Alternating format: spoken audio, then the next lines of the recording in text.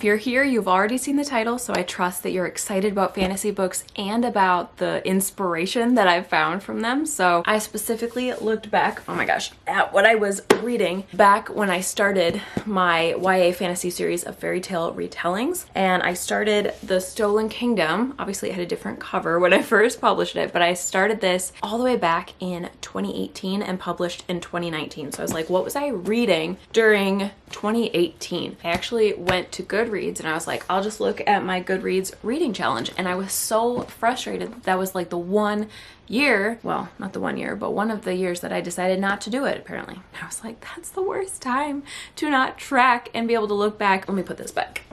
Oh my gosh, that's a tight squeeze. But I do remember the books that really, really inspired this one. The first and possibly biggest inspiration out of all 5 is right next to me here. The Lunar Chronicles series. Book 1 is Cinder, and this is a Cinderella retelling. Scarlet is, what is it? Little Red Riding Hood. Cress is, I want to say Tangled, but that's not right. Rapunzel. And then Winter is actually Snow White, and Fairest, funny enough, is the villain origin story. So you can see, I should just keep this down because number 1, Aladdin retelling, Little Mermaid retelling, The Cursed Hunter is a Beauty and the Beast retelling. So I did just like that series, I structured it so that each book had a different retelling. This is Sleeping Beauty, this is the least retelling, I'm gonna be honest with you. Kind of like how Winter was basically just a follow-up of the story at that point, not so much on the retelling end. Same for this. And then villain origin story. And in the same way that the Lunar Chronicles is structured, it's like you have to read, you know, through the series in order. It's not a series of standalones, which honestly, like when you hear series, don't you think that you have to read in order? That's this definition of series. But a lot of people, well, okay, probably like a handful of people, honestly. But I feel like the 1 or 2 reviews that I've gotten with this really just stand out in my mind where they're like, I thought this was a series of standalones. And I'm like, why? Why would you think that? I don't understand. So anyway, I won't put it right there for right now because we are definitely coming back to that. The Lunar Chronicles was I think the only fairy tale retellings I had read at the time. And so that's why I would credit them. Obviously I've read a bunch more now and I've learned about many, many more now, but I feel like this was one of the only ones that I knew about at the time. And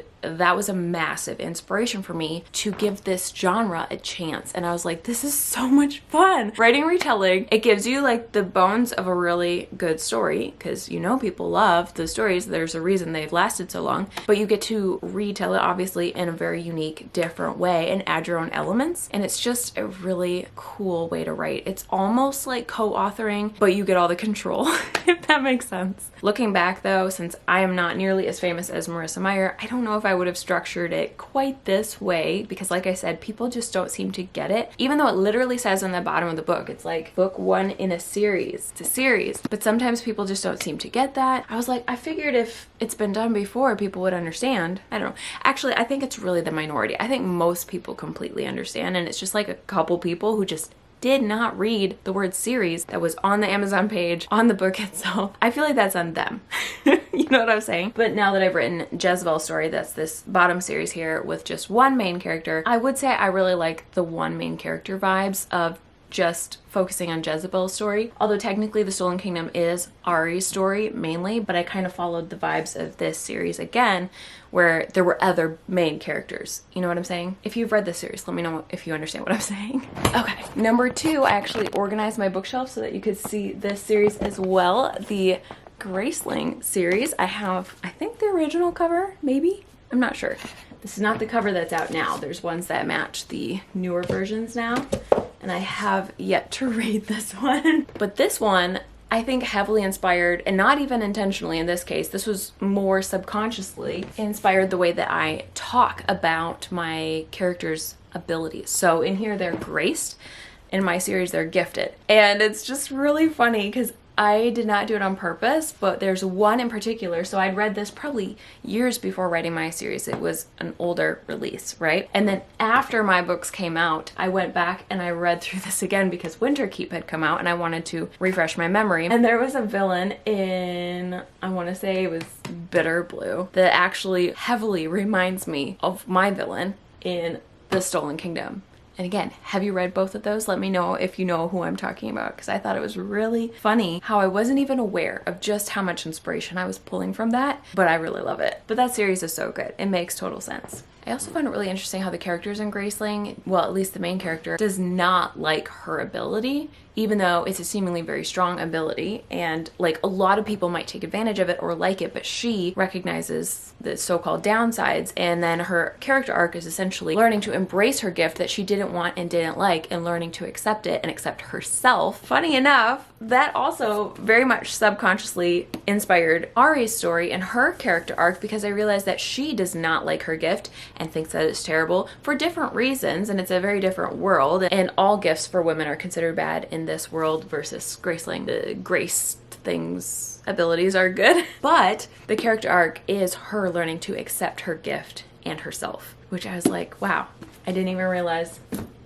that I did that.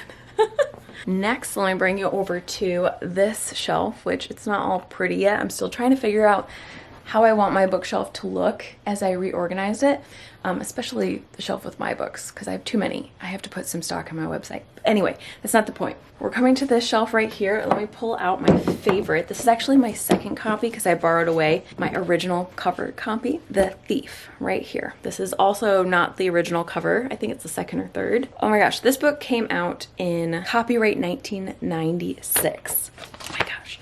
So I've probably read this one at least 4 times, if not 5 or 6 times since it came out, because I read it as a kid a couple times, and I've read it at least 3 or 4 times since I started publishing, because it's that good. I absolutely love this book, and the series is also good, but one of my favorite things is you could also just read this on its own, and it's really, really solid, and it has an awesome twist ending. I love it. Let me come rest my arm here. I did not realize how much this book inspired my series either until I realized, again, on one of my rereads through after I'd already published my whole series. I was rereading this because book 6 came out, and I was like, well, I better start at the beginning and read through. You know how it is, right? It occurred to me that one of my absolute favorite things about this, I mean, I love a lot of it. I love the characters. I love the uniqueness. I love the twist at the end. One of my favorite things is that it's not your typical fantasy book setting. By that I mean it's not like, you know, a typical English medieval kings and queens. I mean, there are kings and queens, but it's like Greek based, and it's just that change in setting affects the entire story in a massive way and makes it so fascinating to read and so different. And I'm not bashing on medieval,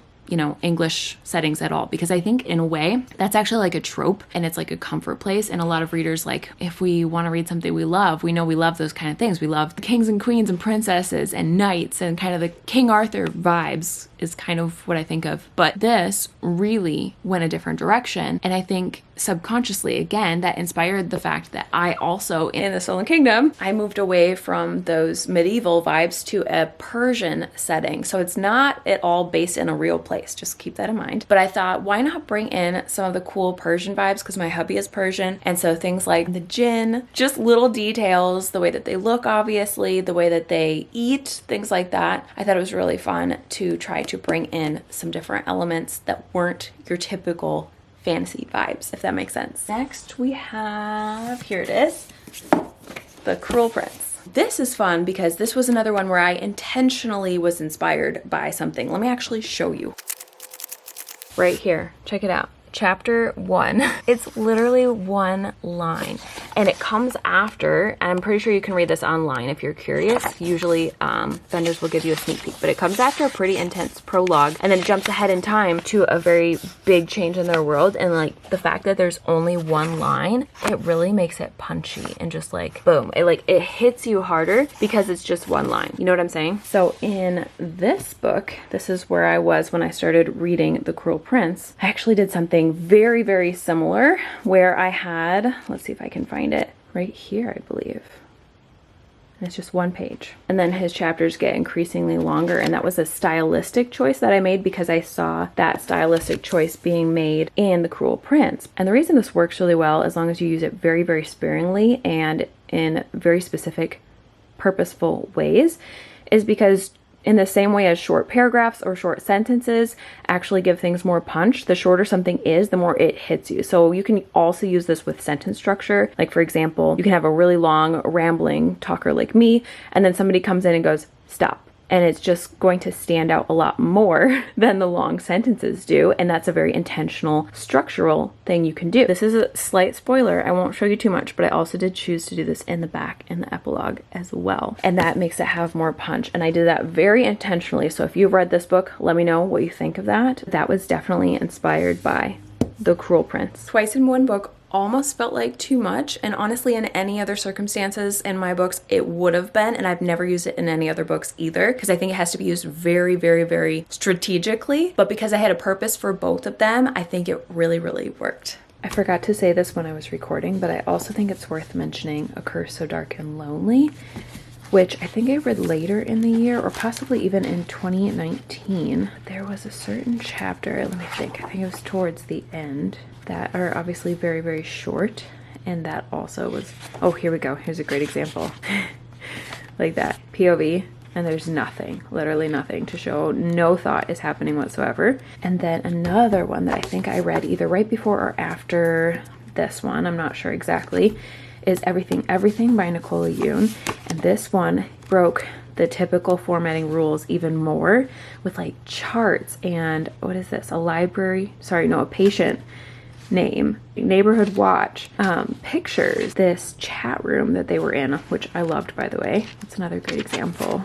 Emails, spoiler book reviews like this. I just absolutely love how every single thing in here had to do with the characters and gave you more insight onto who they were, but in a really unique way. See what I mean? And just like, oh my gosh, I love this. First time flyer facts, dictionary, a postcard. Oh my gosh, I love this. It just keeps going. I know I'm missing a bunch, but I wanted to give you some examples. Like, I think this was one of my favorites because I remember looking at this and being like, wow, I can branch out. I can do things differently than the norm. And as long as I have a reason, like this is intentionally black. As long as there is a reason for why something is changed, it can be extremely powerful. Anyway, I won't give away the whole thing, but I definitely recommend these two as well, and I'm giving these an honorable mention in this video. And number 5, I really had to think about this one because I was like, well, what did I read back in 2018? Like I said, I didn't track it, so I had to think on it, and then I was like, oh yeah, this one book came out and it was awesome. So up here is my writing shelf, and you can see I had the original Save the Cat. This is intended for screenwriting, and so it has 15 story beats, but it really, really focuses on TV. I feel like I didn't get a whole lot out of it besides the story beats, but I started reading this, and then around the same time, Save the Cat Writes a Novel came out. And this book, you guys, see how much thicker it is, first of all. So Jessica Brody, the author, is a friend of mine. We've done courses together. I've done multiple outlining experiments, one way back in the day, and then this one more recently. If you want a sneak peek of what the story beats look like, where we plotted the butter book that I actually plan to write. I gotta rest my arm again. Please ignore that massive stack of proof copies. I don't know what to do with it. If you'd like me to put out my website, let me know. But anyhow, I would say this book massively helped me with my fantasy series and really every book I've ever written since I read it, because there's just so much packed into this about how to write a compelling novel and hit all the story beats that readers expect. So again, I've talked about this book a million times, so I will link all 5 of these books below if you're curious and want to check them out. Let me know if you have read any of these books or if you've read any of mine. This little beautiful red book on the bottom comes out on January 26th. All of these are linked below in all of my videos, so definitely check it out. I would love it if you pre-ordered if you're interested. Last but not least, oh my gosh, I can't do this very long. Let me know if you also have some books that you know have inspired your writing, or if there were some that you were like, oh, that subconsciously inspired my books and you realized it after the fact like I did. Actually, there's a mix of both for me, so let me know what you think. I'm gonna stop holding these now. I hope you have an awesome day, and I'll talk to you again very soon. Bye!